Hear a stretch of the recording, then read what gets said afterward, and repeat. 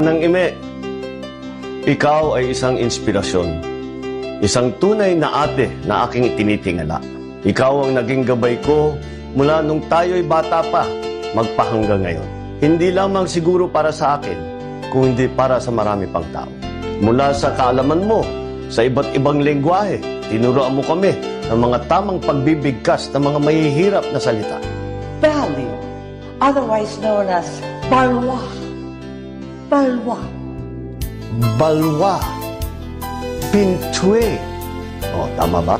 Ginabayan mo rin kaming mga magulang na tamang pagpapalaki at pag-aaruga ng aking mga anak upang maiwasan ang hindi mga kanais-nais na bagay. At higit sa lahat, ipinakita mo sa amin na kahit ilang beses pa tayong bumagsak at mabunggo ng mga pangyayari sa ating buhay, ikaw ay nananatiling magpakumbaba at agad pumapang.